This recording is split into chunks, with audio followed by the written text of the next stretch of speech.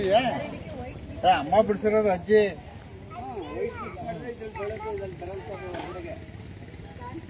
ಅಣ್ಣ ಸರ್ಕಲ್ ಹಾಕೊಟ್ಟಿರೋದು ಅವ್ರ ತಾಯಿ, ಈ ಸರ್ಕಲ್ ಬಿಡು ಅಂತ. ಒಳಗಡೆ ಡ್ರಾಯಿಂಗ್ ಮಾಡಿರೋದು ಅವಳು. ಅದು ನ್ಯಾಚುರಲ್ ಆಗಿ ಮಾಡಿ ನೋಡಿ. ಇಲ್ಲಿ ಇದ್ದಂತ ಎಲೆ, ಇಲ್ಲಿ ಬಿದ್ದಂತ ಹೂವು ಆಯ್ತಾ, ಅಲ್ಲಿರೋ ಅಂತ ಒಂದು ಸಣ್ಣ ರಂಗೋಲಿದು ವಿಚಾರನ ನ್ಯಾಚುರಲ್ ಆಗಿ ಬಿಟ್ಟಿರೋಂಥದ್ದು. ಒಂದು ಗುಡಿಸ್ಲು, 2 ಜೋಡಿ ತೆಂಗಿನ ಮರ, ಒಂದು ಸೂರ್ಯ. ಎಷ್ಟು ಪುಟ್ಟಿ ವಯಸ್ಸು? ನಿನ್ನ ವಯಸ್ಸು ಎಷ್ಟು? 6 ಇಯರ್ಸ್. ಎಷ್ಟನೇ ಕ್ಲಾಸು? First standard. ಯಾವ ಸ್ಕೂಲು? ಸದ್ವಿದ್ಯಾ. ಓಕೆ ಓಕೆ ಓಕೆ ಅಣ್ಣ. ನೋಡಿ, ಇವತ್ತು ನೀವು ಮಾಡೋದಂತ ಒಂದು ಪ್ರಯತ್ನ ರಂಗೋಲಿ ಸ್ಪರ್ಧೆ ಬಹಳ ಅಚ್ಚುಕಟ್ಟಾಗಿ ಆಯೋಜನೆ ಆಯ್ತು. ಜೊತೆಗೆ ನೋಡಿ, ನಾವು ಈ ಕೇವಲ ಒಂದು 6 ಜನ ಬಂದಿದ್ರಿ, ಈಗಾಗಲೇ ಇನ್ನೂ ಅಲ್ಲಿವರೆಗೂ ಹೊರಟೋಗಿದೆ. ಈಗ ಈ ಮಗು ನೋಡಿ ಎಷ್ಟು ಖುಷಿಯಾಗಿ ರಂಗೋಲಿ ಬಿಡ್ತಾ ಇದ್ದಾಳೆ. ಹಂಗಾಗಿ ಸ್ಪರ್ಧೆ ಬೆಳಿಗ್ಗೆ 8 ಗಂಟೆಯಿಂದ ಕೂಡ ನಿರಂತರವಾಗಿ ಆಗ್ತಾ ಇದೆ. ಹೌದಣ್ಣ. ಈಗಾಗಲೇ ಒಂದು 15 ಜನ ಸ್ಪರ್ಧಿಗಳು ಸ್ಪರ್ಧೆಯಲ್ಲಿ ಭಾಗವಹಿಸಿದ್ದಾರೆ. ಮತ್ತು ಇನ್ನೂ ಕೆಲವರು ಬರ್ತಾನೆ ಇದ್ದಾರೆ. ಒಂದು 25 ಜನ ಸ್ಪರ್ಧೆಗಳಾಗ್ಬೋದು ಅನ್ನೋ ಒಂದು ಅಂದಾಜಿದೆ. ಹೌದಣ್ಣ. ಇವರೆಲ್ಲರಿಗೂ ಕೂಡ ಪ್ರಥಮ ಬಹುಮಾನ 3,000, ದ್ವಿತೀಯ ಬಹುಮಾನ 2,000, ತೃತೀಯ ಬಹುಮಾನ 1,000, 3 ಬಹುಮಾನಗಳನ್ನು ಇಟ್ಟು ಪ್ರಥಮ ಬಾರಿಗೆ KTH ಬಳಗ, ಕನ್ನಡ ಬಳಗ ಅನ್ನುವಂಥ ಸಂಸ್ಥೆ ಈ ಕಾರ್ಯಕ್ರಮ ಆಯೋಜನೆ ಮಾಡ್ತಾ ಇದ್ದೀವಿ. ನಿರಂತರವಾಗಿ ಇದನ್ನು ವರ್ಷಕ್ಕೊಂದು 2-3 ರಂಗೋಲಿ ಸ್ಪರ್ಧೆ ಕಾರ್ಯಕ್ರಮಗಳನ್ನ ನಮ್ಮ ಟ್ರಸ್ಟ್ ವತಿಯಿಂದ, ನಂಜಮ್ಮ ಮೋಟೇವಾಡಿ ಚಾರಿಟಬಲ್ ಟ್ರಸ್ಟ್ ವತಿಯಿಂದ ಮುಂದುವರ್ಸ್ಕೊಂಡು ಹೋಗ್ತಾ ಕೆಲಸ. ಇನ್ನೊಂದು ಅಂದ್ರೆ, ಸಿಟಿನಲ್ಲಿ ಹೆಣ್ಮಕ್ಳು ಹೊರಗಡೆ ಬರೋದೇ ಕಷ್ಟ. ಅದು ರಂಗೋಲಿ ಸ್ಪರ್ಧೆ ಅಂದ್ರೆ ಅಯ್ಯೋ ಯಾಕೆ ಅಲ್ಲಿಗೆ ಹೋಗ್ಬೇಕು ಅನ್ನೋ ಒಂದು ಮನಸ್ಥಿತಿ ಇರುತ್ತೆ. ಏನಾಗಿದೆ ಅಂತಂದ್ರೆ, ಅದು ಇಷ್ಟು ಜನ ಬಂದಿದ್ದಾರೆ ನೋಡಿ. ಧಾರಾವಾಹಿಗಳಿಗೆ ಮಾರು ಹೋಗ್ಬಿಟ್ಟಿದ್ದಾರೆ. ಅದು ಅಲ್ಲಿ ಸಂಡೇ ಬೇರೆ, ಯಜಮಾನ್ರು ಮನೇಲಿರ್ತಾರೆ, ಮಕ್ಕಳು ಮನೇಲಿರ್ತಾರೆ. ನಾನ್ ವೆಜ್ ದಿನ ಇವತ್ತು. ಅದು ಮಂಡ್ಯ ನಾನ್ ವೆಜ್, ಪ್ರತಿ ಸಂಡೇ ನಾನ್ ವೆಜ್, ಟ್ರಿಪ್ಪಿಂಗ್ ಇರುತ್ತೆ. ಅಷ್ಟೆಲ್ಲ ಬಿಟ್ಟು ಇವತ್ತು ಇಷ್ಟು ಜನ ಹೆಣ್ಮಕ್ಳು ಬಂದಿದ್ದಾರೆ. ಕೆಲಸ ಕಾರ್ಯಗಳನ್ನ ಬದಿಗೊತ್ತಿ ಈ ರಂಗೋಲಿ ಸ್ಪರ್ಧೆ ಬಂದಿರ್ತಕ್ಕಂಥ ನಿಜಕ್ಕೂ ಕೂಡ ಒಂದು ಒಳ್ಳೆ ಬೆಳವಣಿಗೆ ಅಂತ ಹೇಳಿ ನಾನು ಈ ಸಂದರ್ಭ ಭಾವಿಸ್ತೀನಿ. ಖಂಡಿತ. 25, 50, 50, 100 ಆಗುತ್ತೆ ಇದು. ಯಾಕೆಂತಂದ್ರೆ ಕಾಂಪಿಟೇಷನ್ ಅಂತಕ್ಕಂಥದ್ದು ಗೊತ್ತಾದ್ರೆ ಅದು ನೀವು ಹೇಳಂಗೆ ಭಾನುವಾರ ಆದ್ರಿಂದ ಸ್ವಲ್ಪ ಸಮಸ್ಯೆ. ಅಲ್ಲ, ಸಿಟಿ ಜನ ಹೊರಗಡೆ ಬರೋದೇ ಇಲ್ಲ. ಹಳ್ಳಿ ಮಕ್ಕಳಾದ್ರೆ ಹೆಂಗೋ ಬಂದ್ಬಿಡ್ತಾರೆ ಗ್ರಾಮಾಂತರಗಳಲ್ಲಿ. ಇನ್ನು ಸ್ವಲ್ಪ ಪ್ರಚಾರ ಜಾಸ್ತಿ ಆಗ್ಬೇಕಿತ್ತು. ಕಡಿಮೆ ಪ್ರಚಾರದಲ್ಲಿ ಇಷ್ಟು ಜನ ಸೇರಿರೋದು ನಿಜಕ್ಕೂ ಕೂಡ ಒಂದು ಒಳ್ಳೆಯ ಬೆಳವಣಿಗೆ. ಹಾಗಾಗಿ ನಿರಂತರವಾಗಿ ಈ ಕೆಲಸವನ್ನು. ಆಮೇಲೆ ಇನ್ನೊಂದು ಅಣ್ಣ, ಅವ್ರ ಮನೆ ಮುಂದೆ ರಂಗೋಲಿ ಬಿಡ್ಲಿಲ್ಲ ಅಂದ್ರೂ ಮಾರ್ಕಲ್ ದೇವರಾಜಣ್ಣ ಅಂತ, ಹೌದೌದು, ಚಿತ್ರಕಲಾ ನೋಡಿ, ಅವರೊಬ್ರು ಶಿಕ್ಷಕರು ಗಂಡು ಬೇರಂಡಾಗೆ ಡ್ರಾಯಿಂಗ್ ಹಾಕ್ಸ್ಕೊಂಡ್ರು. ಗಂಡು ಬೇರಂಡಾಗೆ ಡ್ರಾಯಿಂಗ್ ಹಾಕ್ಬಿಟ್ಟು ಅವರು ಆ ಹೆಣ್ಮಗಳಿಗೆ ಸ್ಫೂರ್ತಿಯಾಗಿ ಅದನ್ನ ಮಾಡಿಸ್ತಾ ಇದಾರೆ. ಇವರು ಮಾತಾಡ್ತಾರೆ, ಯಾಕೆಂದ್ರೆ ಚಿತ್ರಕಲೆ ಶಿಕ್ಷಕರು ಇವರು. ಆಮೇಲೆ ಇಡೀ ಜಿಲ್ಲೆಯಾದ್ಯಂತ ಗೋಡೆ ಬರಹಗಳು ಎಲ್ಲರ ಮೇಲೂ ಕೂಡ ಚಿತ್ರಗಳನ್ನು ಬರೆಯೋದ್ರ ಮುಖಾಂತರ ಜನಗಳಿಗೆ ಒಂದು ಅವೇರ್ನೆಸ್ ಮೂಡಿಸ್ತಾ ಇದ್ದಾರೆ. ಏನ್ ಮಾಡಿದ್ರು ಸರ್? ಇಷ್ಟೊಂದು ಹೊಗಳ್ತಾರೆ ನಮ್ಮ ಹನುಮಂತಣ್ಣವರು. ಸರ್, ನಾವೇನು ಅಂತ ದೊಡ್ಡ ಸಾಧನೆಯನ್ನು ಮಾಡಿಲ್ಲ. ಇಲ್ಲಿ ನಡ್ಕೋತೀನಿ, ಮಾತಾಡಿ. ಸಾಧನೆಯನ್ನು ಮಾಡಿಲ್ಲ. ನಾನು ಚಿತ್ರಕಲೆ ಬಗ್ಗೆ ಮಂಡ್ಯ ಜಿಲ್ಲೆಯ ಪ್ರಥಮ ಪದವೀಧರ. ಮಂಡ್ಯ ಜಿಲ್ಲೆಯ ಎಲ್ಲಾ ವರ್ಗದ ಜನರಿಗೆ ಪ್ರಥಮ ಪದವೀಧರ ನಾನು ಮಂಡ್ಯ ಜಿಲ್ಲೆಗೆ. BFA ಅಂತ ಮೈಸೂರು ಕಾವಲಲ್ಲಿ ಸ್ಟಡಿ ಮಾಡಿದ್ದೆ. BFA ಆದ್ಮೇಲೆ ನೆಕ್ಸ್ಟ್ MFA ಮಾಡ್ಕೊಂಡೆ. ಮಂಡ್ಯ ಮೆಡಿಕಲ್ ಕೆಲಸ ಸಿಕ್ತು. ಅಲ್ಲಿ ಆರ್ಟಿಸ್ಟ್ ಆಗಿ ಕೆಲಸ ಮಾಡ್ತಾ ಇದ್ದೀನಿ. ಜೊತೆಗೆ ನನ್ಗೇನು ನನ್ನ ಕೆಲಸಕ್ಕಿಂತ ನಾನು ಸೇವೆ ಅನ್ನೋದು ಮನೋಭಾವನೆ. ಹೊರಗಡೆ ಜಗತ್ತಲ್ಲಿ ನಾನು ಕೆಲಸ ಮಾಡಬೇಕು, ಮೂಲೆ ಕೂತು ಕೆಲಸ ಮಾಡಬಹುದು. ನಾನು 4 ಜನ ಮಧ್ಯೆ ಕೆಲಸ ಮಾಡಬೇಕು ಅನ್ನೋ ಮನಸ್ಥಿತಿ ಇಟ್ಕೊಂಡು ಇಂಥ ಕಾರ್ಯಕ್ರಮಗಳಿಗೆ, ಇಂಥ ಸಾರ್ವಜನಿಕ ಸೇವೆ. ಸರ್, ನಮ್ಮ ಎಜುಕೇಶನ್ ಪೀಪಲ್ಸ್ ಅವ್ರ ಮಕ್ಕಳನ್ನ ಡಾಕ್ಟರ್, ಇಂಜಿನಿಯರ್ ಮಾಡೋದಲ್ಲೇ ಮುಂದಾಗಿರ್ತಾರೆ. ಯಾಕೆ ನಿಮ್ ತರ ಒಬ್ರು ವೈಯಕ್ತಿಕ ಯೋಚನೆ ಬಿಟ್ಟಿದೆ ಸರ್, ನಾನು ಮಾಡಕ್ಕಾಗಲ್ಲ. ಅಲ್ಲಲ್ಲ, ಯಾಕೆ ಅಂದ್ರೆ ನೀವು ಈ ತರ ಒಂದು ಮನೋಭಾವನೆ ಇರೋರು ಅದೇ ರಂಗದಲ್ಲಿ ಬರ್ಬೋದಲ್ಲ ವಿದ್ಯಾರ್ಥಿಗಳು. ಈ ಬಹಳಷ್ಟು ವಿದ್ಯಾರ್ಥಿಗಳಲ್ಲಿ ಚಿತ್ರಕಲೆ ಅಂತಕ್ಕಂಥದ್ದು ಹುಟ್ಟಿನಿಂದ ಇರುತ್ತೆ. ಆದ್ರೆ ಕೆಲವರು ತಂದೆ ತಾಯಿಗಳು, ಕೆಲವರು ಬಂದ್ಬಿಡ್ತಾರೆ ಮಕ್ಕಳು, ಕೆಲವರು ತಂದೆ ತಾಯಿಗಳು ಅದನ್ನ ಅಣ್ಣ, ಎಷ್ಟೋ ಶಾಲೆಯಲ್ಲಿ ಶಿಕ್ಷಕರು ಇಲ್ವೇ ಇಲ್ಲ ಚಿತ್ರಕಲೆಗೆ. ಎಂಪ್ಲಾಯಿಗಳೇ ಸಿಗ್ತಾ ಇಲ್ಲ, ಗೌರ್ಮೆಂಟ್ ಎಂಪ್ಲಾಯಿಗಳೇ ಸಿಗ್ತಾ ಇಲ್ಲ ಅಲ್ವೇ? ಈ ಹಿಂದೆ ಡಿಪ್ಲೊಮಾ ಪದವೀಧರನ ಹೈಸ್ಕೂಲ್ ಟೀಚರ್ ತಗೋತಾ ಇದ್ರು. ನಾನು ಕರ್ನಾಟಕ ಲಲಿತ ಕಲಾ ಅಕಾಡೆಮಿ ಸದಸ್ಯನಾಗಿ ನೇಮಕಗೊಂಡ್ಮೇಲೆ ಅದನ್ನ ನಾನು BFA ಪದವಿವರೆಗೂ ವಿಸ್ತರಣೆ ಮಾಡಿಸೋದಕ್ಕೆ ಸರ್ಕಾರ ಪತ್ರ ಬರೆದು ಸರ್ಕಾರದ ಒಪ್ಪಿಗೆ ಕೊಟ್ಟು ಕರ್ನಾಟಕ ವಸತಿ ಶಿಕ್ಷಣ ಸಂಸ್ಥೆಗಳ ಮುಖಾಂತರ ಹೈಸ್ಕೂಲ್ ಟೀಚರ್ ಕೋರ್ಸ್ ತಗೊಳ್ಳೋಕ್ಕೆ ಆದೇಶ ಆಗಿ ಹೈಸ್ಕೂಲ್ ಟೀಚರ್ ಕೋರ್ಸ್ ತಗೊಂಡ್ರು. ಇತ್ತೀಚೆಗೆ ಚಿತ್ರಕಲಾ ಶಿಕ್ಷಕ ನೇಮಕನೇ ಮಾಡ್ತಾ ಇಲ್ಲ ಸರ್ಕಾರದವರು. ಇದು ಒಂದು ಪಠ್ಯ ಏನು ಇದು ಯಾರೋ ನಮ್ಮ ಯಾವುದೇ ರಾಜಕೀಯ ಪಕ್ಷಗಳು ಬರಲಿ, ಅದು ಕೇಂದ್ರ ಆಗಿರ್ಬೋದು, ರಾಜ್ಯ ಆಗಿರ್ಬೋದು, ತಗೊಳ್ಬೇಕು ಸರ್. ಅದು ತಗೊಂಡು ದಯವಿಟ್ಟು ಅದನ್ನ ಸರ್ಕಾರ ಖಂಡಿತ. ಈಗ ನಾವೆಲ್ಲ ಚಿತ್ರಕಲಾ ಟೀಚರ್ ಇದ್ರು, ಹೊಡಿತಿದ್ರು ನಮ್ಗೆ ಬರೀಲ್ಲ ಅಂದ್ರೆ. ಬಹಳ ವರ್ಷಗಳಿಂದ ಒತ್ತಾಯ ಮಾಡ್ತಾ ಚಿತ್ರಕಲೆಗೆ ಪ್ರತಿಯೊಂದು ಶಾಲೆಗೂ ಕೂಡ ಒಬ್ಬ ಚಿತ್ರಕಲಾ ಶಿಕ್ಷಕರು ಇರಬೇಕು ಅಂತಕ್ಕಂಥದ್ದು ಅದು ಒಳ್ಳೆ ಕಾನ್ಸೆಪ್ಟ್. ಆದರೆ ಇವತ್ತಿನ ದಿನಗಳಲ್ಲಿ ನಮ್ಮ ಸರ್ಕಾರಗಳು ಏನು ಮಾಡ್ತಾ ಇದ್ದಾವೆ ಅಂತಂದರೆ ಶಿಕ್ಷಣಕ್ಕೆ ಇನ್ನೂ ಹೆಚ್ಚಿನ ಮಹತ್ವವನ್ನು ಕೊಡಬೇಕು ಮತ್ತು ಉಚಿತವಾಗಿ ಶಿಕ್ಷಣ ಎಲ್ಲ ವಿದ್ಯಾರ್ಥಿಗಳಿಗೂ ಎಲ್ಲ ನಮ್ಮ ದೇಶದ ಪ್ರತಿಯೊಂದು ಪ್ರಜೆಗೂ ಕೂಡ ಉಚಿತ ಶಿಕ್ಷಣ, ಉಚಿತ ಆರೋಗ್ಯ ಇವೆರಡೂ ಕೂಡ ಎಲ್ಲ ಸರ್ಕಾರಿ ಸ್ವಾಮ್ಯದಲ್ಲಿ ಸಿಕ್ಕಿದಾಗ ಮಾತ್ರ ಅದು ಸಾಧ್ಯ ಆಗುತ್ತೆ. ಹಾಗಾಗಿ ನಮ್ಮ ಮುಂದಿನ ಸರ್ಕಾರ ಎಲ್ಲ ಬಿಟ್ಟಿ ಭಾಗ್ಯಗಳನ್ನು ನಿಲ್ಲಿಸಿ ಶಿಕ್ಷಣಕ್ಕೆ, ಆರೋಗ್ಯಕ್ಕೆ ಹೆಚ್ಚು ಒತ್ತನ್ನು ಕೊಡುವಂಥ ಕೆಲಸ ಮಾಡಿದ್ದಾರೆ. ಇದಕ್ಕೂ ಕೂಡ ಅದೊಂದು ಒಳ್ಳೆ ಕೆಲಸ ಖಂಡಿತ. ಆಮೇಲೆ ಸರ್ ಈಗ ಪ್ರೈವೇಟ್ ಶಾಲೆಗಳಲ್ಲಿ ಇರ್ಬೋದು, ಆಮೇಲೆ ತೋಟಗಾರಿಕೆ ಶಿಕ್ಷಕರು, ಹೌದು ಎರಡು ಶಾಲೆಗೂ ಕೂಡ ಮೊದಲೆಲ್ಲ ನೇಮಕ ಮಾಡ್ಕೊಂತವ್ರು. ಇತ್ತೀಚೆಗೆ ಅದು ನೇಮಕಾತಿನೇ ನಿಲ್ಲಿಸ್ಬಿಟ್ಟಿದ್ದಾರೆ. ಹೌದು, ನಿವೃತ್ತರಾದ್ಮೇಲೆ ಅವ್ರನ್ನ ಮತ್ತೆ ನೇಮಕಾತಿ ಮಾಡ್ಕೊತಾರೆ. ಅವ್ರನ್ನ ಕೂಡಲೇ ನೇಮಕಾತಿ ಮಾಡ್ಕೊಳ್ತಕ್ಕಂಥ ಕೆಲಸವನ್ನು ಸರ್ಕಾರ ಶೀಘ್ರವಾಗಿ ಮಾಡಬೇಕು. ಆಮೇಲೆ ಇನ್ನೊಂದು ಸರ್, ಇವತ್ತು ಪ್ರತಿಷ್ಠಿತ ಕಾಲೇಜ್ಗಳು ಮತ್ತೆ ಶಿಕ್ಷಣ ಸಂಸ್ಥೆಗಳು ನಿಮ್ಮಂತವ್ರನ್ನ ಗುರುತಿಸಿ ತಗೋತಾ ಇದ್ದಾರೆ. ಬಟ್ ಅಲ್ಲಿ ಸಂಬಳ ಕಮ್ಮಿ ಇರದೆ ಬಹಳ ಕಷ್ಟ ಇದೆ. ಪ್ರೈವೇಟ್ ಶಾಲೆಗಳಲ್ಲಿ ತಮ್ಮಂತವ್ರು ಹೋಗೋದೇ ಕಷ್ಟ ಆಗಿದೆ.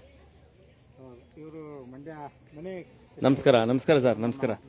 ಡಾಕ್ಟರ್ ಕೃಷ್ಣೇಗೌಡ ಅಂತ ಬನ್ನಿ ಕೃಷ್ಣೇಗೌಡ್ರೆ. ಈಗ ನೀವೊಂದು ಮಾತಾಡುವಂತ ಕೆಲವೊಂದು ವಾಕ್ಯಗಳು ಒಬ್ಬೊಬ್ಬರಿಗೆ ಇನ್ಸ್ಪೈರ್ ಆಗುತ್ತೆ, ಕೆಲವೊಂದು ವಿಚಾರಗಳು ಒಬ್ಬೊಬ್ಬರಿಗೆ ವಿನಿಮಯಗಳಾಗುತ್ತೆ. ಹಾಗಾಗಿ ತಾವು ಎಲ್ಲೇ ಹೋದ್ರೂ ಕೂಡ ಆದಷ್ಟು ಸೋಷಿಯಲ್ ಮೀಡಿಯಾ ಆಗಿರ್ಬೋದು, ಮಾಧ್ಯಮ ಆಗಿರ್ಬೋದು, ಎಲ್ಲೂ ಕೂಡ ಒಂಚೂರು ಮಾತಾಡಿದಾಗ ನಿಮ್ಮ ಒಂದು ಇನ್ಸ್ಪಿರೇಷನ್ ಬೇರೆಯವರು ಕೂಡ ಒಂದು ಅನುಕೂಲ ಆಗುತ್ತೆ. ಹಾಗಾಗಿ ಏನ್ ಹೇಳ್ತಾರೆ ಇವತ್ತಿನ ವಿದ್ಯುತ್ ನಿಗಮ ಇದೆಯಲ್ಲ, ಅಲ್ಲಿನ ಒಂದು ಪ್ರೌಢಶಾಲೆಯಲ್ಲಿ ಸಹ ಶಿಕ್ಷಕರಿಗೆ, ಕನ್ನಡ ಸಹ ಶಿಕ್ಷಕರಾಗಿ ಕೆಲಸ ಮಾಡ್ತಿದ್ರು. ಇವರು ಹಂಪಿ ವಿಶ್ವವಿದ್ಯಾಲಯದ PhD ಪದವಿಯನ್ನು ಕೂಡ ಮಾಡ್ಕೊಂಡಿದ್ದಾರೆ. ಸೂಪರ್. ಈ ಕಾರ್ಯಕ್ರಮದ ಬಗ್ಗೆ ಕುರಿತು ಮಾತಾಡ್ತಾರೆ ಸರ್. ನೋಡಿ, ಹನುಮಂತ್ ಸರ್ ಒಂದು ಹೇಳಿದ್ರು, ಹೇಳಿದ ಎಲ್ಲ ಡೆಸ್ಟಿನೇಷನ್ಗಿಂತ ಮುಖ್ಯವಾಗಿ ಹಂಪಿ ವಿಶ್ವವಿದ್ಯಾಲಯ ಅಂದ ತಕ್ಷಣ ಇಡೀ ರಾಜ್ಯದ ಜನತೆಗೆ ಕಿವಿ ಚುರುಕಾಗುತ್ತೆ. ಏನ್ ಹೇಳ್ತೀರಾ ಸರ್ ಈ ವಿಚಾರ? ಬಹುಶಃ ರಂಗೋಲಿ ಸ್ಪರ್ಧೆ ಅಂತಕ್ಕಂಥದ್ದು ನಮ್ಮ ಸಂಸ್ಕೃತಿಯ ಪ್ರತಿಬಿಂಬ. ಯಾಕಂದ್ರೆ ರಂಗೋಲಿ ಹಾಕಿ ಹೇಳುತ್ತಾಲೆ ಎದ್ದು ಯಾರ್ಯಾರ ನೆನೆಯಲ್ಲಿ ಎಳ್ಳು ಜೀರಿಗೆ ಬೆಳೆಯೋಳ ಭೂಮಿ ತಾಯ ಎದ್ದೊಂದುಗಳಿಗೆ ನೆನೆದೇನು ಅಂತಕ್ಕಂಥ ಕಾಲಘಟ್ಟದಲ್ಲಿ ನಾವು ಬದುಕನ್ನು ಕಟ್ಕೊಂಡಿದ್ದಂಥ ಜನ. ಇವತ್ತು ಹೆಣ್ಮಕ್ಳು ರಂಗೋಲಿಯನ್ನು ಹಾಕ್ತಕ್ಕಂಥದ್ದನ್ನು ಮರೆತಿರ್ತಕ್ಕಂಥ ಸಂದರ್ಭದಲ್ಲಿ ಪುನರ್ಮನನ ಮಾಡ್ತಕ್ಕಂಥ ಕೆಲಸವನ್ನು ನಮ್ಮ KT ಹನುಮಂತಣ್ಣವರು ಇವತ್ತು ಮಾಡಿದ್ದಾರೆ. ಯಾಕಂದರೆ ಒಂದು ಸ್ಪರ್ಧೆಯ ಮೂಲಕ ನಮ್ಮ ಸಂಸ್ಕೃತಿಯನ್ನು ಮತ್ತೆ ನೆನಪು ಮಾಡ್ತಕ್ಕಂಥದ್ದು ಇದೆಯಲ್ಲ, ಬಹಳ ದೊಡ್ಡದು. ಯಾಕಂದರೆ ನಮ್ಮ ಸಂಸ್ಕೃತಿಯ ಪ್ರತೀಕವೇ ರಂಗೋಲಿ. ರಂಗೋಲಿ ಒಂದು ಸ್ಪರ್ಧೆಯ ಮೂಲಕ ಇವತ್ತು ನಮ್ಮ ಸಂಸ್ಕೃತಿಯನ್ನು ಹೆಣ್ಮಕ್ಳಲ್ಲಿ ತೆರಿತಕ್ಕಂಥ, ಆ ಸಂಸ್ಕೃತಿಯನ್ನು ನೆನಪು ಮಾಡ್ತಕ್ಕಂಥ ಕೆಲಸವನ್ನು ನಮ್ಮ KT ಹನುಮಂತಣ್ಣ ಅವರು ಇವತ್ತು ಮಾಡಿರ್ತಕ್ಕಂಥದ್ದು ಬಹಳ ಔಚಿತ್ಯದ ಪ್ರಜ್ಞೆ ಅಂತೇಳಿ ನಾನು ಭಾವಿಸ್ಕೊಂಡಿದ್ದೇನೆ. ಅದರಲ್ಲೂ ನಮ್ಮ ಹಿಂದೂ ಧರ್ಮದ ಅಥವಾ ಭಾರತೀಯರ ಬಹಳ ದೊಡ್ಡ ಹಬ್ಬ ಅಂದರೆ ಯುಗಾದಿ ಹೊಸ ವರ್ಷದ ಪ್ರತೀಕವಾದಂಥ ಒಂದು ಹಬ್ಬ. ಈ ಹಬ್ಬದ ನೆಪದಲ್ಲಿ ನಮ್ಮ ಸಂಸ್ಕೃತಿಯನ್ನು ಅನಾವರಣಗೊಳಿಸ್ತಕ್ಕಂಥ ಕೆಲಸವನ್ನು ಇವತ್ತು ನಮ್ಮ KT ಹನುಮಂತಣ್ಣವ್ರು ಮಾಡಿದ್ದಾರೆ. ಇದು ಬಹುಶಃ ನಮ್ಮ ಜಿಲ್ಲೆಗೆ, ನಮ್ಮ ಸಂಸ್ಕೃತಿಗೆ, ಈ ನಾಡಿಗೆ ಸಂದಂಥ ದೊಡ್ಡ ಗೌರವ ಅಂತ ಹೇಳಿ ನಾನು ಭಾವಿಸ್ಕೊಂಡಿದ್ದೇನೆ.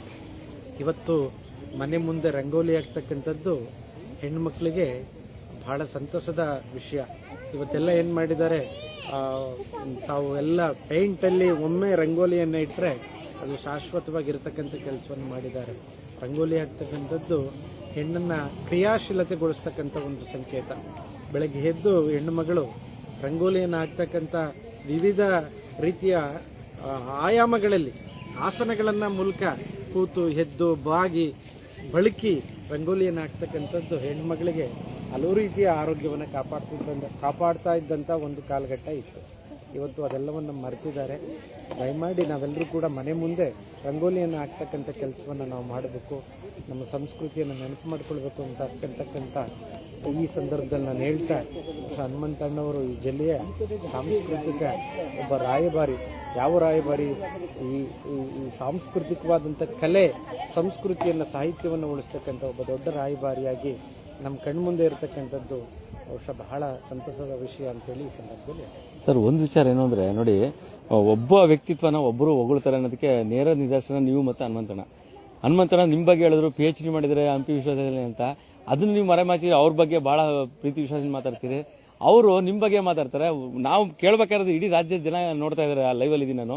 ನಿಮ್ಮ ಹಂಪಿ ವಿಶ್ವವಿದ್ಯಾಲಯದ ಬಗ್ಗೆ, ನಿಮ್ಮ PhD ಬಗ್ಗೆ ಒಂದೆರಡು ಸರ್ ಮಾತು.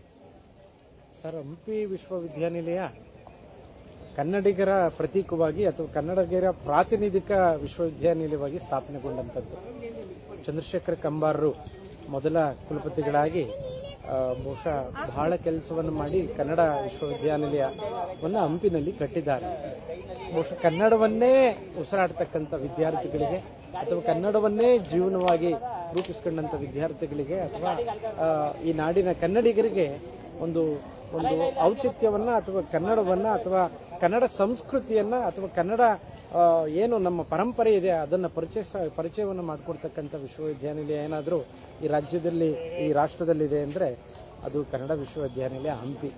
ಇವತ್ತು ಅದು ಕೂಡ ಸಂಕಷ್ಟದಲ್ಲಿದೆ ಅಂತಕ್ಕಂಥದ್ದನ್ನು ನಾನು ಪತ್ರಿಕೆಯಲ್ಲಿ ಓದಿ ಭಾಳ ನೋವಾಗ್ತು.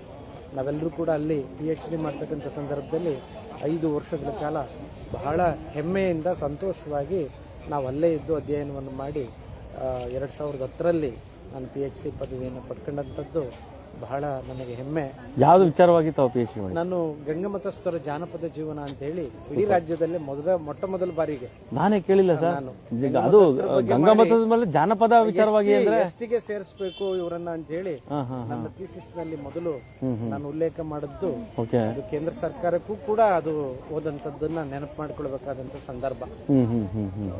ಯಾಕಂದ್ರೆ ನನ್ನ ಥೀಸಿಸ್ ನ ಆಧಾರದ ಮೇಲೆ ಒಂದು ವರದಿ ಕೂಡ ಹೋಗ್ತು. ಬೇರೆ ನಮ್ಮ ಯಾವ ಇಯರ್ ಸರ್ ಅದು? 2010 11ರಲ್ಲಿ ಕೇಂದ್ರ ಸರ್ಕಾರಕ್ಕೂ ಕೂಡ 16 ವರ್ಷಗಳಾಗೋಯ್ತು.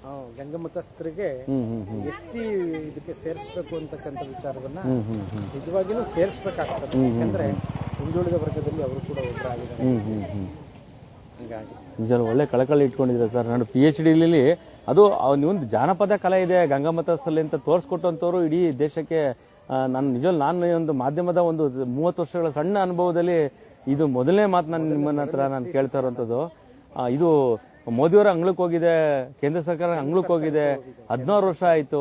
ಅದನ್ನ ಕೈಗೆತ್ಕೊಳ್ಳೋಂಥ ಕೆಲಸಗಳಾಗಲಿ ಅಂತ ಕೂಡ ನನ್ನ ಒಂದು ಭಾವನೆ ಕೂಡ. ನಿಮ್ಮಂಥವ್ರನ್ನ ಇಂಟರ್ವ್ಯೂ ಮಾಡಿದ್ ಕೂಡ ನನಗೆ ಭಾಳ ಖುಷಿ ಆಯಿತು ಸರ್. ತುಂಬ ಥ್ಯಾಂಕ್ಸ್, ಒಳ್ಳೇದಾಗಲಿ ಸರ್. ಧನ್ಯವಾದಗಳು. Thank you. ಎಸ್ ವೀಕ್ಷಕರು, ನಾವು ನೋಡಿ ನಾವು ಎಲ್ಲಿರ್ತೀವಿ, ಏನಾಗುತ್ತೆ, ಯಾವ ಟೈಮಲ್ಲಿ ಯಾರು ಸಿಗ್ತಾರೆ ಅನ್ನೋ ಒಂದು ಭಾವನೆಗಳೇ ವಿಶೇಷವಾಗಿರೋದು. ಮತ್ತೊಬ್ಬರು ಬನ್ನಿ ಸರ್ ಇದ್ದಾರೆ. ಸರ್ ನಮಸ್ಕಾರ. ಏನು ಇವತ್ತು ಸಂಡೇ ಸ್ಪೆಷಲ್ ಮನೇಲಿ, ಆದರೂ ಎಲ್ಲರೂ ಕೂಡ ಹನುಮಂತಣ್ಣವ್ರಿಗೆ ಇವತ್ತು ಸಹಪಾಠಿಗಳಾಗಿ ನೀವು ಜೊತೆಲಿ ಬಂದಿದ್ದೀರಾ, ಏನು ಹೇಳ್ತೀರಾ? ಉಪಾಧ್ಯಕ್ಷರು, ಮಂಡ್ಯ ಜಿಲ್ಲಾ ಜಾನಪದದಲ್ಲಿ ರಂಗೋಲಿಗೆ ವಿಶಿಷ್ಟವಾದ ಜ್ಞಾನ ಮತ್ತು ದೊಡ್ಡ ಅರ್ಥ ಇದೆ. ರಂಗೋಲಿ ಕೇವಲ ಚುಕ್ಕಿಯ ಗೆರೆಗಳ ರಂಗಿನ ಚಿತ್ರವಲ್ಲ, ಅದೊಂದು ಅಭಿವ್ಯಕ್ತಗೊಳಿಸುವ ಅದ್ಭುತವಾದ ಸಾಧನ ರಂಗೋಲಿಗಿದೆ. ರಂಗೋಲಿಯ ಮೂಲಕ ಮನುಷ್ಯ ತನ್ನ ಎಲ್ಲ ಅಭಿವ್ಯಕ್ತಿಗಳನ್ನು ವ್ಯಕ್ತಗೊಳಿಸಲಿಕ್ಕೆ ಅವಕಾಶವಿದೆ. ಸಂತೋಷಕ್ಕಾಗಿಯೂ ಕೂಡ ಇದನ್ನು ಮಾಡ್ತಾರೆ. ಸಾಮಾನ್ಯವಾಗಿ ಗ್ರಾಮಾಂತರ ಪ್ರದೇಶದಲ್ಲಿ ಹೆಣ್ಮಕ್ಳು ಬೆಳಿಗ್ಗೆ ಎತ್ಕೊಂಡೇ ತಮ್ಮ ಮನೆಯ ಅಂಗಳವನ್ನು ಶುಚಿಗೊಳಿಸಿ ರಂಗೋಲಿಯನ್ನು ಹಾಕುವ ಮೂಲಕ ಶುಭಕರವಾದ ಸಂದೇಶವನ್ನು ನೀಡುವ ಮೂಲಕ ತಮ್ಮ ದಿನದ ಕಾರ್ಯಕ್ರಮಗಳನ್ನು ಆರಂಭ ಮಾಡ್ತಾರೆ. ಸ್ನೇಹಿತರೆ, ರಂಗೋಲಿಯನ್ನು ಎಲ್ಲ ಕಾರಣಕ್ಕಾಗಿಯೂ ಕೂಡ ಆಗ್ತದೆ. ಅದು ಸಂತೋಷಕ್ಕಾಗಿ ಇರ್ಬೋದು, ಸಂತೋಷಕ್ಕಾಗಿ ಅದರದೇ ಆದ ವಿಧದ ರಂಗೋಲಿಗಳನ್ನು ವಿವಿಧ ಅಲಂಕಾರಗಳಿಂದ ಅದನ್ನು ನಾವು ಹಾಕ್ತೇ ಬರ್ತಾ ಇರ್ತೀವಿ. ಪ್ರೇಮಿಗಳು ತಮ್ಮ ಪ್ರೇಮಿಗಳಿಗೆ ಸಂದೇಶವನ್ನು ಇರ್ತಕ್ಕಂಥ ತಮ್ಮ ಮಾಹಿತಿಯನ್ನು ಅಭಿವ್ಯಕ್ತಗೊಳಿಸಲಿಕ್ಕೆ ರಂಗೋಲಿಯ ಮೂಲಕ ತಮ್ಮ ಪ್ರೀತಿಯನ್ನು ಅಭಿವ್ಯಕ್ತಗೊಳಿಸಲಿಕ್ಕೆ ಹಾಕುವಂಥ ರಂಗೋಲಿಯ ಮಾಧ್ಯಮದ ಮೂಲಕ ತಿಳಿಸ್ತಾರೆ ಇದಿದೆ. ಮತ್ತು ಗಂಡ ಹೆಂಡತಿ ವಿರಸಕ್ಕೂ ಕೂಡ ರಂಗೋಲಿಯ ಮೂಲಕ ತಮ್ಮ ಅಭಿಪ್ರಾಯವನ್ನು ವ್ಯಕ್ತಪಡಿಸುವುದು ರಂಗೋಲಿಯನ್ನು. ಕೆಲವೊಂದು ಮದುವೆಗಳಲ್ಲಿ ರಂಗೋಲಿ ಬಿಡಿಸುವಂತ ಒಂದು ಧಾರ್ಮಿಕ ಆಚರಣೆ ಕೂಡ ಇದೆ. ಅದು ಕೂಡ ಧಾರ್ಮಿಕ ಆಚರಣೆ. ಎಲ್ಲಾ ಕಾರ್ಯಕ್ರಮಗಳಲ್ಲಿ, ದೇವರ ಪೂಜೆಗಳಲ್ಲಾಗ್ಬೋದು, ಬೇರೆ ಯಾವುದೇ ಉತ್ಸವಗಳಾಗ್ಬೋದು, ಇತರೆ ಬೇರೆ ಕಾರ್ಯಕ್ರಮಗಳಲ್ಲೂ ಕೂಡ ರಂಗೋಲಿಯನ್ನ ಸಾಂಕೇತಿಕವಾಗಿ ಬಿಡಿಸುವ ಮೂಲಕ ಅದಕ್ಕೆ ಆದ ಧಾರ್ಮಿಕ ಆಚರಣೆಯನ್ನು ನಾವು ಕಾಣ್ಬೋದು.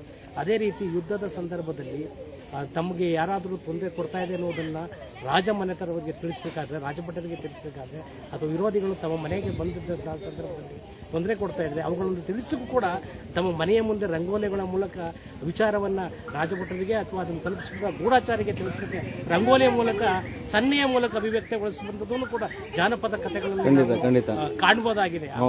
ರಂಗೋಲಿಗೆ ತನ್ನದೇ ಆದ ಬಹುದೊಡ್ಡ ಇತಿಹಾಸ ಇದೆ. ಅಲ್ಲ, ಕೆಲವೊಂದು ರಾಜ್ಯಗಳಿಗೆ ಕೆಲವೊಂದು ರಂಗೋಲಿಗಳಲ್ಲೇ ಗೊತ್ತಾಗ್ಬಿಡ್ತಿತ್ತು ಸಂದೇಶಗಳು. ಒಂದು ರಾಜ್ಯದಿಂದ ಒಂದು ರಾಜ್ಯಗಳು ಹೋದಾಗ ಆ ರಂಗೋಲೆ ಕೋಡ್ ವರ್ಡ್ ಆಗಿ ಕೂಡ ಬಳಸ್ತಾ ಇದ್ರು. ಹೌದೌದು, ಸಂಕೇತವಾಗಿ, ರಾಜ್ಯಗಳ ಸಂಕೇತವಾಗಿ ಮತ್ತು ಆ ದೇಶದ ಭಾಗಗಳ ಧಾರ್ಮಿಕ ಮತ್ತು ಕಟ್ಟುಪಾಡುಗಳ ಮತ್ತು ಎಲ್ಲ ವಿಚಾರಗಳನ್ನು ರಂಗೋಲಿಯ ಮೂಲಕ ತಿಳಿಸುವಂಥ ಪ್ರಯತ್ನ ಅನಾದಿ ಕಾಲದಲ್ಲಿ ಕಾಣಬಹುದಾಗಿದೆ. ಹಾಗಾಗಿ ರಂಗೋಲಿಯ ಈ ಒಂದು ಕಲೆ ಮುಂದಿನ ತಲೆಮಾರಿಗೆ ಹೋಗಬೇಕು, ಅದು ಮರೆಯಬಾರದು ಅನ್ನುವಂಥ ಸಂದೇಶದಿಂದ ನಮ್ಮ KTH ಕನ್ನಡ ಬಳಗದ ವತಿಯಿಂದ ಹನುಮಂತನವರು ವಿಶೇಷವಾದ ಯುಗಾದಿ ರಂಗೋಲಿ ಸ್ಪರ್ಧೆಯನ್ನು ಆಚರಣೆ ಮಾಡಿದ್ದಾರೆ. ಬಹುಶಃ ಇದು ನಿರಂತರವಾಗಿ ಮಾಡ್ತೀನಿ ಅನ್ನುವಂತಹ ಸಂದೇಶ ಕೂಡ ಅವ್ರು ಹೇಳಿದ್ದಾರೆ. ಇನ್ನೊಂದು ಕೂಡ ಅವ್ರ ಜೊತೆಯಲ್ಲಿ ಕೈ ಜೋಡಿಸೋಣ, ರಂಗೋಲಿಯನ್ನು ಉಳಿಸೋಣ, ಬೆಳೆಸೋಣ. ಖಂಡಿತ ಸರ್. ಹನುಮಂತ್ ಸರ್ ಅವರೇ ಅಂತ ನಾನು ಮಾತಾಡ್ತಾ ಇಲ್ಲ, ಬಟ್ ಇಷ್ಟು ಒಂದು ಇಳಿ ವಯಸ್ಸಲ್ಲಿ ಎಲ್ಲ ಲವಲವಿಕವಾದ ಚಟುವಟಿಕೆಗಳಿಗೆ ಎಲ್ಲೋ ಹೋಗ್ತಾರೆ. ಅಲಯನ್ಸ್ ಸಂಸ್ಥೆಯಲ್ಲಿ ಡಿಸ್ಟ್ರಿಕ್ಟ್ ಗವರ್ನರ್ ಆಗಿ ಬೆಳೀತಾರೆ, ಮತ್ತೆ ಸೇವಾ ಚಟುವಟಿಕೆಗಳಲ್ಲಿ ತೊಡಗಿಸ್ತಾರೆ, ಅವ್ರದ್ದು ಟ್ರಸ್ಟ್ಗಳಲ್ಲಿ ಕೆಲಸ ಮಾಡ್ತಾರೆ, ಅನಾಥಾಶ್ರಮಗಳಿಗೆ ಹೋಗ್ತಾರೆ, ಅಲ್ಲೊಂದಷ್ಟು ಸೇವೆ ಮಾಡ್ತಾರೆ, ಹಾಸ್ಪಿಟ್ಲಿಗೆ ಹೋಗ್ತಾರೆ, ಅಲ್ಲೂ ಬ್ಲಡ್ ಡೊನೇಷನ್ ಕೊಡ್ತಾರೆ. ಇಷ್ಟು ಇಳಿ ವಯಸ್ಸಲ್ಲಿ ಎಷ್ಟು ಲವಲವಿಕ ಇದೆ ನೋಡಿ. ಅವರು ತನ್ನದೇ ಆದ ಬದುಕನ್ನು ಕಟ್ಕೊಂಡಿದ್ದಾರೆ. ಅವ್ರ ಪಾಡಿಗೆ ಅವರು ಸುಮ್ಮನೆ ಇರ್ಬೋದಿತ್ತು, ಹಾಗೆ ಅವ್ರಿಗೆ ಇರಲಿಲ್ಲ. ಸಮಾಜ ತುಡಿತಾ ಇದೆ, ಸಮಾಜಕ್ಕೆ ನಾನೇನಾದರೂ ಮಾಡಬೇಕು ಅನ್ನುವಂಥ ತುಡಿತ ಅವರು ಇರೋದ್ರಿಂದ ದಿನ ಒಂದಲ್ಲ ಒಂದು ಗೆಳೆಯರ ತಂಡವನ್ನು ಕಟ್ಕೊಂಡು ಈ ಸಮಾಜಕ್ಕೆ ಏನಾದರೂ ಮಾಡಬೇಕು ಸೇವೆಯನ್ನು ಅನ್ನುವಂಥದ್ದು ವಿವಿಧ ರೀತಿಯ ಕಾರ್ಯಕ್ರಮಗಳನ್ನು ಹಮ್ಮಿಕೊಳ್ಳುವ ಮೂಲಕ ಸಮಾಜಮುಖಿಯಾದ ಅವರ ಚಿಂತನೆಗಳನ್ನು ಚೆಲ್ತಾ ಇದ್ದಾರೆ. ಅದು ಇವತ್ತಿಗೂ ಹಾಕಂತ ಬೀಜಗಳು ಮುಂದೊಂದಿನ ಮೊಳಕೆ ಆಗೋದು ಎಮ್ಮರವಾಗಿ. ಸರ್ ನಾನು ಅದೇ ಇನ್ಸ್ಪೈರ್ ಅಲ್ಲಿ ಸರ್ ಜನರನ್ನ ಅವನು ಈ ಸಮಾಜಮುಖಿ ಕೆಲಸಕ್ಕೆ ಜೊತೆಯಲ್ಲಿ ಹೆಚ್ಚು ಜನರನ್ನ ಸೇರಿಸುವ ಮೂಲಕ ಅವರಲ್ಲೂ ಈ ಸಮಾಜಮುಖಿ ಅಭಿಪ್ರಾಯವನ್ನ ಬೆಳೆಸ್ತಾ ಇದ್ದಾರೆ. ಹಾಗಾಗಿ ಅವರಿಗೆ ವಿಶೇಷವಾದ ಅಭಿನಂದನೆಗಳನ್ನು ನಾವು ಸಲ್ಲಿಸಬೇಕು. ಒಂದು ರೀತಿಯ ಸಮಾಜ ಸೇವೆಗಳನ್ನ ಮಾಡ್ಲಿಕ್ಕೆ ಒಂದು ಪ್ರೇರಕ ಶಕ್ತಿ. ಈಗ ಒಂದ್ ರೀತಿಲಿ ಆದ್ರೆ ಸರ್ ಅವ್ರೇನು ಯಂಗ್ಸ್ಟರ್ ಆಗಿದ್ರೆ ಯಾವ್ದೋ ಒಂದು ರಾಜಕೀಯ ಪ್ರೇರಣೆಪ್ಪ ಅನ್ಬೋದಾಯ್ತು, ಅಥವಾ ಇನ್ಯಾವುದೋ ಒಂದು ರಾಜಕೀಯ ಪ್ರೇರಣೆ ಅಂತಂದ್ರೆ ಯಾವ್ದೋ ಒಂದು ಪಕ್ಷಕ್ಕೆ ಅನ್ಕೊಂಬೋದಾಯ್ತು. ಯಾವುದೋ ಅವ್ರ ಪ್ರೀತಿ ವಿಶ್ವಾಸಕ್ಕೆ ಯಾವುದೋ ಅವ್ರ ಮನಸ್ಸಲ್ಲಿಲ್ಲ, ಅವ್ರ ಸೇವಾ ಮನೋಭಾವನೆ ಒಂದೇ ಇರೋಂಥದ್ದು. ಹಿಂದೆ ಇದ್ದಂತ ಲಯನ್ಸ್ ಸಂಸ್ಥೆ ಆಗಿರ್ಬೋದು, ಈಗಿರೋಂಥ ಅಲಯನ್ಸ್ ಸಂಸ್ಥೆ ಆಗಿರ್ಬೋದು. ನಾನು ಕೂಡ ಅವ್ರಿಗೆ ಒಂದು ಪ್ರೇರಣೆ ಆಗ್ತೀನಿ. ಯಾಕೆಂದ್ರೆ ಅವ್ರು ಹೇಳಿದ ತಕ್ಷಣ 8 ಗಂಟೆಗೆ ನಾನು ಬರ್ತೀನಿ ಇಲ್ಲಿಗೆ ಅಂದ್ರೆ ಅವ್ರು ನೋಡಿ ಅಷ್ಟು ಹಿರಿಕರು, ಅವರು ಅಷ್ಟು ಹಿರಿಕರು ಈ ಕೆಲಸ ಮಾಡ್ತಾರೆ ಅಂದ್ಮೇಲೆ ನಾವ್ಯಾಕೆ ಒಂದು ಅಳಿಲು ಸೇವೆ ಇಡೀ ರಾಜ್ಯಕ್ಕೆ ಅವ್ರನ್ನ ತೋರಿಸಬಾರ್ದು ಅಂತ ಅಷ್ಟೇ. ಸಮಾಜ ಸೇವೆ ಮಾಡ್ಲಿಕ್ಕೆ, ಕನ್ನಡ ಸೇವೆ ಮಾಡ್ಲಿಕ್ಕೆ ಹನುಮಂತನವರು ಒಂದು ಮಾದರಿಯಾಗಿ ನಿಲ್ತಾರೆ. ಅವರಿಗೆ ಯಾವುದೇ ರಾಜಕಾರಣದ ಯಾವುದೇ ವಿಷಯ ಇಲ್ಲ. ಸಮಾಜಕ್ಕೆ, ಕನ್ನಡಕ್ಕೆ ಏನಾದ್ರು ಅಳಿಲು ಸೇವೆಯನ್ನು ಸಲ್ಲಿಸಬೇಕು ಅನ್ನುವಂತ ಮಹದಾಸೆ ಇದೆ. ಅವರ ಆಸೆ ಈಡೇರಲಿ. ಅವ್ರ ಜೊತೆಲಿ ನಾವೆಲ್ಲರೂ ಕೂಡ ಕೈ ಜೋಡಿಸೋಣ. ಜೈ ಕನ್ನಡ, ಕನ್ನಡವೇ ಸತ್ಯ, ಕನ್ನಡವೇ ನಿತ್ಯ. Thank you sir, thank you. Yes sir, ನೋಡಿ ಹಾಗೇನ ಇದ್ರ ಮಧ್ಯೆ ಈ ಮಗು ನೋಡಿ ಇಲ್ಲಿದೆ ಏನು, ಇಲ್ಲಿ ಈ ಹೂವುಗಳು, ವೇಸ್ಟ್ ಹೂವುಗಳು, ಗುಡಿಸಿ ಬಿಟ್ಟಂತ ಹೂವುಗಳು ತಗೊಂಡು ನೋಡಿ ಈ ಮಗು ಈ ಚಿತ್ರ ಬಿಟ್ಟಿರೋಂಥದ್ದು. 1ನೇ ಕ್ಲಾಸು, ಅಲ್ಲೇ ನಿಂತ್ಕೊಬಿಡ. 1ನೇ ಕ್ಲಾಸ್ ಈ ಮಗು, ಆಯ್ತಾ. ಹಾಗಾಗಿ ಸದ್ವಿದ್ಯಾ ಶಾಲೆ ಅಂತೆ ಮಂಡ್ಯ. ನೋಡಿ ತಾಯಿ ಕೂಡ ಅಲ್ಲೇ ಅವರ ಜೊತೆಲಿ ಚಾರಣ ವಿಸ್ಮಯ. ಹಾಂ. ಹಾಗಾಗಿ ನೋಡಿ ಈ ಮಗು ಇಲ್ಲಿ ಎಲ್ಲರೊಂದೊಳಗೂ ವಿನಯರ ಮಗಳಂತೆ. ನನಗೆ ಗೊತ್ತೇ ಬಾಪುಟ ಈ ಕಡೆ ಇಲ್ಬಮ್ಮ. ನೋಡಿ ಇಲ್ಲಿ ಇರೋಂಥ ಎಲೆಗಳು, ಬಿದ್ದಂಥ ಎಲೆಗಳು, ಹೂಗಳು, ಮಗು ಆ ಒಂದು ಶಾಲಾ ಡ್ರಾಯಿಂಗ್ನ ಒಂದು ಚಿತ್ರಕಲೆಯಾಗಿ ಮಾಡಿರುವಂಥದ್ದು. ನೋಡಿ ಹೆಣ್ಮಕ್ಳು ಏನೆಲ್ಲ ಇವತ್ತು ಮಾಡ್ತಾರೆ ಅನ್ನೋದಕ್ಕೆ ನೇರ ಉದಾಹರಣೆ. ಮತ್ತು ನಾನು ಆಗಲೇ ತೋರಿಸ್ದೆ, ಕೆಲವು ಬೆರಳೆಣಿಕೆಯಷ್ಟು ಬಂದಂಥ ಚಿತ್ರಕಲೆಗೆ ಬಿಡ್ಸಕ್ಕೆ ಬಂದಂತಹ ಹೆಣ್ಮಕ್ಳಲ್ಲಿ ಈಗ ಆಲ್ರೆಡಿ ಆಂಜನೇಯ ಬಾರನ್ ಥರ ಕ್ಯೂ ಆಗಿಬಿಟ್ಟಿದೆ ಆಲ್ರೆಡಿ. ನೋಡಿ ಒಬ್ಬೊಬ್ಬರು ಒಂದೊಂದು ವಿಚಿತ್ರವಾದಂತಹ ರಂಗೋಲಿಗಳನ್ನ ಬರೆದು ತೋರಿಸ್ತಾ ಇದ್ದಾರೆ. ಹಾಗೆಯೇ ಇದು ನಮ್ಮ ಫ್ಲಾಗ್ನ ಒಂದು ಪ್ರತಿರೂಪ, ನಮ್ಮ ಇಂಡಿಯನ್ ಫ್ಲಾಗ್ನ ಒಂದು ಪ್ರತಿರೂಪ ಕೂಡ ಇಲ್ಲಿ ನೋಡ್ಬೋದು. ನಿಜವಲ್ಲ ಇವತ್ತು ಮಂಡ್ಯದ ಕ್ರೀಡಾಂಗಣ ಒಂದು ರಂಗೋಲಿಯ ಕ್ರೀಡಾಂಗಣವಾಗಿ ಇವತ್ತು ಮಾರ್ಪಟ್ಟಿರೋಕ್ಕೆ ಕಾರಣ KT ಹನುಮಂತ್ ಅವರು. ಅಲ್ಲೆಲ್ಲ ಸಹಪಾಠಿಗಳು, ಡೇವಿಡ್ ಅವರು ಇದ್ದಾರೆ. ಇವತ್ತು ಮೈಸೂರಿನಲ್ಲಿ ಮತ್ತೊಮ್ಮೆ ಇವ್ರನ್ನ ಯಾವ ಥರ ನೆನೀಬೋದು ಅಂತಂದ್ರೆ ಅವ್ರು ಇದ್ದಾರೆ ಅಂತ ನಾನು ಉತ್ಪ್ರೇಕ್ಷ ಹೇಳ್ತಾ ಇಲ್ಲ. ಮೈಸೂರಿನಲ್ಲಿ ಸುಗಮ ಸಂಗೀತಕ್ಕೆ ಹೆಜ್ಜೆ ಹಾಕೊಟ್ಟವ್ರೆ ನಮ್ಮ ಡಾಕ್ಟರ್ ವಿ ನಾಗರಾಜ್ ಬೈರಿ ಅವರಿಗೆ ಅತಿ ಆತ್ಮೀಯರು ಅಂದ್ರೆ ನಮ್ಮ ಡೇವಿಡ್ ಅವರು. ನಮ್ಮ ಅಲಯನ್ಸ್ ಸಂಸ್ಥೆ ಬೆಳೆಯೋಕೆ ಕೂಡ ಇವರೆಲ್ಲ ಕೂಡ ಕಾರಣ ಆಗ್ತಾರೆ. ಹನುಮಂತ್ ಅವರಾಗಿರ್ಬೋದು, ಡೇವಿಡ್ ಅವರಾಗಿರ್ಬೋದು. ಸುಗಮ ಸಂಗೀತಕ್ಕೆ ಅಭಿವ್ಯಕ್ತಿ ಸ್ವಾತಂತ್ರ್ಯ ಕೊಟ್ಟಂಥದ್ದೇ ಬೈರಿ ಸರ್ಗೆ ನಮ್ಮ ಡೇವಿಡ್ ಸರು. ಹಾಗಾಗಿ ಇವತ್ತು ಬೈರಿ ಸರ್ ಅವ್ರನ್ನ ಎಲ್ಲ ವೇದಿಕೆಯಲ್ಲಿ ಕೂಡ ನೆನೆಸ್ಕೋತಾರೆ. ಇವತ್ತು ಸುಗಮ ಸಂಗೀತದಿಂದ ನನಗೆ ಒಳ್ಳೆ ಹೆಸರು ಬಂತು ಅಂತ ಕೂಡ ಘಂಟಾಘೋಷವಾಗಿ ಹೇಳುವಂಥದ್ದು. ಅದೆಲ್ಲ ಆಗೋದು ಅಂದರೆ ಒಳ್ಳೆ ಮನಸ್ಸಿಗರು, ಒಳ್ಳೆ ಮನಸ್ಥಿತಿ ಇರುವಂಥವ್ರು ಒಂದಾದಾಗ ಮಾತ್ರ ಅನ್ನೋದಕ್ಕೆ ನೇರ ಉದಾಹರಣೆ. ಹಾಗಾಗಿ ತಾವೇನು ನೋಡ್ತಾ ಇದ್ದೀರಾ ನೋಡಿ, ಇಷ್ಟು ಚಿತ್ರನೂ ಕೂಡ ಬೆಳಗಿನ 9 ಗಂಟೆಯಿಂದ ಸ್ಟಾರ್ಟ್ ಆಗಿರುವಂಥದ್ದು. ತಾವು ನೋಡ್ತಾ ಇರೋವಂಥದ್ದು ಭಾಳ ವಿಶೇಷವಾದಂಥ ಚಿತ್ರ. ರಂಗೋಲಿ ಬಿಡೋ ಮೂಲಕ ಇವತ್ತು ಮಂಡ್ಯದ ಹೃದಯ ಭಾಗ ಕ್ರೀಡಾಂಗಣದಲ್ಲಿ ಇವತ್ತು ನಡೀತಾ ಇದೆ. ಇವತ್ತಿನ ಸಂಜೆ ಈ ಎಲ್ಲ ರಂಗೋಲಿ ಚಿತ್ರ ಬಿಡಿಸಿದಂಥ ಎಲ್ಲರಿಗೂ ಕೂಡ ಸಮಾಧಾನಕ ಬಹುಮಾನ ಕೂಡ ಇದೆ. ಜೊತೆಗೆ ಫಸ್ಟ್, ಸೆಕೆಂಡು, ಮೂರನೇ ಪ್ರೈಸ್ ಕೊಡುವಂಥ ಒಂದು ಔದಾರ್ಯ ಕೂಡ KT ಹನುಮಂತ್ ಅವರು ಅದನ್ನು ತೋರಿಸ್ಕೊಂಡಿರುವಂಥದ್ದು. ಮೊದಲನೇ ಬಾರಿಗೆ ಈ ವರ್ಷದ ರಂಗೋಲಿ ಸ್ಪರ್ಧೆ ತುಂಬ ಸರಳವಾಗಿ ಮತ್ತು ಸುಂದರವಾಗಿ ಮಾಡಿದಂತಹ ಕಾರ್ಯಕ್ರಮ ಇದು. ನಾನು ಕೂಡ ಬೆಳಗ್ಗೆಯಿಂದ ಲೈವ್ ಕೂಡ ಕೊಡ್ತಾ ಇದ್ದೀನಿ ನಿಮಗೆ. ಒಂದು ವಿಚಾರ ಏನು ಅಂತಂದರೆ, ಮುಂದಿನ ದಿನಗಳಲ್ಲಿ ಇದು ದೊಡ್ಡ ಜಿಲ್ಲಾ ಮಟ್ಟದ ಕಾರ್ಯಕ್ರಮ ಕೂಡ ಮಾಡಿಸ್ತೀನಿ ಅನ್ನೋದು ಕೂಡ ಹೇಳದಂಥದ್ದು. ಇಲ್ಲಿ ನಾವು ನೋಡುವಂಥದ್ದಾದರೆ ನೋಡಿ, ಇದು ಒಬ್ಬ ರೈತ ಕುಟುಂಬ ಇರೋವಂಥ ಒಂದು ರಂಗೋಲೆ. ಭಾಳ ಚಿತ್ತಾರವಾಗಿ ಕೂಡ ಇದನ್ನು ಬಳಸಿದ್ದಾರೆ, ತಾವು ನೋಡ್ತಾ ಇದ್ದೀರಾ. ನೋಡಿ, ಒಂದೊಂದಕ್ಕೂ ಕೂಡ ಒಂದೊಂದು ಲಿಂಕ್ ಇದೆ ನೋಡಿ. ಅವ್ರು ಬರೆದಿರೋರ್ಗಿಂತ ನಾವು ತಿಳ್ಕೊಳ್ಳೋರು ಭಾಳ ಅಚ್ಚುಕಟ್ಟಾಗಿ ತಿಳ್ಕೊಬೇಕು. ಏನು ಅಂದರೆ, ಒಂದು ಕಡೆ ಯುಗಾದಿ ಹಬ್ಬದಲ್ಲಿ ರೈತ ಕುಟುಂಬ ಯಾವ ಥರ ಇದೆ ಅನ್ನೋದು, ಮತ್ತು ಇನ್ನೊಂದು ಏನೆಲ್ಲ ನಾವು ಮಾಡಬಾರ್ದು ಅನ್ನೋದು ಕೂಡ ಇಲ್ಲಿ ಒಂದು ಕೋಡ್ ಕೂಡ ಇದೆ. ಅದರಲ್ಲಿ ಇಸ್ಬಿಟ್ ಆಡಬಾರ್ದು, ಘಟ್ಟಮನೆ ಅಂದರೆ ಒಂದು ಆ ಘಟ್ಟಮನೆ ಕೂಡ ಆಡಬಾರ್ದು, ಯಾವುದೇ ರೀತಿಯಂಥ ರೈತನಿಗೆ ತೊಂದರೆ ಆಗೋ ಥರ ಯಾವುದೂ ಕೂಡ ಮಾಡಬಾರ್ದು ಅನ್ನೋದು ಕೂಡ ಒಂದು ಕೋಡ್ ಕೂಡ ಹಾಕಿದ್ದಾರೆ ಅಲ್ಲಿ. ನೋಡ್ತಾ ಇದ್ರಿ ನೋಡಿ, ಇಸ್ಪಿಟ್ ಎಲೆನ ಅವರ ಒಂದು ಜಾಣ್ಮೆಯಿಂದ ಯಾವ ಥರ ಮಾಡಿದ್ದಾರೆ ಅಂತ ಕೂಡ ನೋಡ್ಬೋದು. ಯುಗಾದಿ ಅಂದರೆ ಕೇವಲ ಜೂಜಾಟ ಅಲ್ಲ ಅನ್ನೋದು ಕೂಡ ಈ ಮೂಲಕ ತೋರಿಸ್ಕೊಟ್ಟಿರುವಂಥ ಮಂಡ್ಯ ಜನತೆಯ ಒಂದು ಕಳಕಳಿ ಕೂಡ ಆಗಿದೆ. ಹಾಗಾಗಿ ತಾವೇನು ನೋಡ್ತಾ ಇದ್ದೀರಾ, ಇಲ್ಲಿ ಮಂಡ್ಯ ಕ್ರೀಡಾಂಗಣ ಇವತ್ತು ರಂಗೋಲಿಯ ಸ್ಪರ್ಧೆಗಳ ಕ್ರೀಡಾಂಗಣವಾಗಿ ಇವತ್ತು ಮಾರ್ಪಟ್ಟಿರುವಂಥದ್ದು. ಇವತ್ತು ಸಂಜೆ ಈ ಒಂದು ಸಮಾರೋಪ ಕೂಡ ಇದೆ. ಸಮಾರೋಪ ಗಾಂಧಿ ಭವನದಲ್ಲಿ ಕೂಡ ಇಟ್ಕೊಂಡಿದ್ದಾರೆ. ಗೆದ್ದಂಥ ಸ್ಪರ್ಧಿಗಳಿಗೆ ಬಂದಂಥ ಎಲ್ಲರಿಗೂ ಕೂಡ ಸಾಮಾಜಿಕ ಬಹುಮಾನ ಕೊಡುವಂಥದ್ದು. ಜೊತೆಗೆ ಬರ್ತಾನೆ ಇದ್ದಾರೆ, ಇನ್ನೂ ಕೂಡ ಹೆಣ್ಮಕ್ಳು ಯಾರೆಲ್ಲ ತಿಳ್ಕೊಂಡ್ರು ವಿಚಾರವಾಗಿ ಅವರು ಕೂಡ ಬರ್ತಾ ಇರುವಂಥದ್ದು. ಇನ್ನೊಂದು ನಾವು ನೋಡ್ತೀರಾ, ಆ ಪುಟ್ಟ ಮಗು ಕೂಡ, ಈ ಹೆಣ್ಮಗಳು ಕೂಡ ಒಂದು ರಂಗೋಲೆ ಬಿಟ್ಟಿದ್ದಾಳೆ. ಜೊತೆಗೆ ನೋಡಿ, ಇದು ಕೂಡ ವಿಶೇಷವಾದಂಥ ರಂಗೋಲೆ. ಅಮ್ಮ, ಏನು ಅರ್ಥ ಕೊಡುತ್ತೆ ಇದು ರಂಗೋಲೆ? ಕೂತ್ಕೊಳ್ಳಿ. ಅಂದ್ರೆ ನಮ್ಮ ನಾಡು ನಮ್ಮ ನುಡಿನ ರೆಪ್ರೆಸೆಂಟ್ ಮಾಡೋದಕ್ಕಾಗಿ ನಮ್ಮ ಓಕೆ ಏನಿದೆ, ನಮ್ಮ ಮಂಡ್ಯದಲ್ಲಿ ಕಬ್ಬು ಮುಖ್ಯವಾಗಿ ಬೆಳಿತೀವಿ. ಕಬ್ಬು ಮತ್ತೆ ತೆಂಗು, ಆ ತರ ನಮ್ದು ತಾವರೆ ಹೂವು ಬಂದ್ಬಿಟ್ಟು ನಮ್ದು ರಾಜ್ಯದ ಹೂವು, ಆನೆ ಬಂದ್ಬಿಟ್ಟು ಸಿಂಬಲ್ ಆಫ್ ಸ್ಟೇಟ್. ಆ ತರ ಮಾಡಿ ಹಾಗೆ ಮಾತಾಡಿ. ಹೇಳಿ. ಹಾಗೆ ಆನೆ ಬಿಟ್ಟಿದ್ರಲ್ಲ, ಏನು ವಿಶೇಷ ಅಂತ? ನಮ್ಮ ರಾಜ್ಯದ ಆನೆ ಪ್ರಾಣಿ ಆಗಿರೋದ್ರಿಂದ ಸೊ ಆನೆನ ಬಿಟ್ಟೆ. ಹಾಗೆ ನಾವು ಕಬ್ಬು ಮಂಡ್ಯದಲ್ಲಿ ಓಕೆ. ಇದು ಮೊದಲನೇ ಬಾರಿ ಸ್ಪರ್ಧೆ ಮಾಡ್ತಾರ ನೀವು? ಹೆಂಗೆ?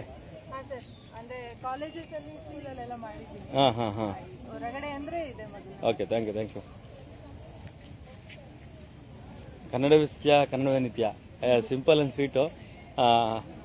ಈಗ ಬಂದ್ರಿ ಅಂತ ಕಾಣುತ್ತಾವು. ಓಕೆ. ನೋಡಿ, ನಮ್ಮ ಕನ್ನಡಿಗರು ಎಷ್ಟು ಹೆಮ್ಮೆ ಅಂತ ಎಲ್ಲ ರೀತಿಯಲ್ಲಿ ಅಂತ, ಕೇವಲ ಕನ್ನಡ ಪರ ಹೋರಾಟಗಾರ ಅವರೊಬ್ಬರೇ ಅಲ್ಲ. ಇವತ್ತು ಕನ್ನಡ ವಿಚಾರವಾಗಿ ಹೆಣ್ಣುಮಕ್ಳು ಕೂಡ ಅದನ್ನ ಮನಸ್ಸಲ್ಲಿ ಇಟ್ಕೊಂಡು ಇದನ್ನೆಲ್ಲ ಮಾಡ್ತಾರೆ ಅಂತಂದರೆ ಅದು ನಮ್ಮ ಕನ್ನಡಿಗರ ಹೆಮ್ಮೆ. ಹಾಗೇನೆ ಇಲ್ಲಿ ಒಂದು ಗಂಡು ಬೇರುಂಡೆ ಇದೆ ನೋಡಿ. ಇದು ವಿಶೇಷವಾಗಿ ಗಂಡು ಬೇರುಂಡೆನ ಡ್ರಾಯಿಂಗ್ ಮಾಡಿದವರು ನಮ್ಮ ಸರ್ರು, ಡ್ರಾಯಿಂಗ್ ಸರ್ರು. ಬಟ್ ಇದನ್ನ ಇಷ್ಟು ಕಲರ್ಫುಲ್ಲಾಗಿ ಮಾಡಿದ್ದು ಇಲ್ಲಿನ ಹೆಣ್ಮಕ್ಳು. ಅಲ್ಲೊಂದು ಇದೆ ನೋಡಿ, ಇಲ್ಲಿ ಒಂದು ಏನಾಯ್ತದು ನೋಡಿ, ಇಲ್ಲಿ ಹೆಸರಾಯಿತು ಕರ್ನಾಟಕ, ಉಸಿರಾಗಲಿ ಕನ್ನಡ.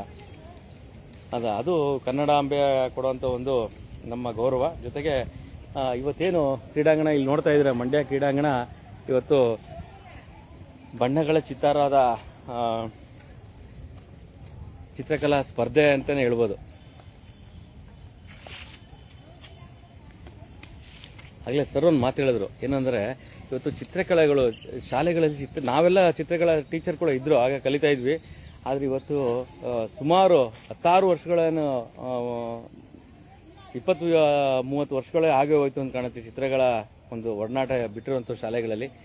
ಹಾಗಾಗಿ ಇವತ್ತು ಯಾರು ಚಿತ್ರಕಲಾ ಟೀಚರ್ಗಳು ಇರ್ತಾರೆ ಅವರು ಇವತ್ತು ಪ್ರೈವೇಟ್ಗೆ ಹೋಗಂಗಾಗಿದೆ ಕತೆ. ಅಲ್ಲಿ ಕೊಡುವಂಥ ಸಂಬಳ ನಿಮಗೆ ಗೊತ್ತಿರುತ್ತೆ.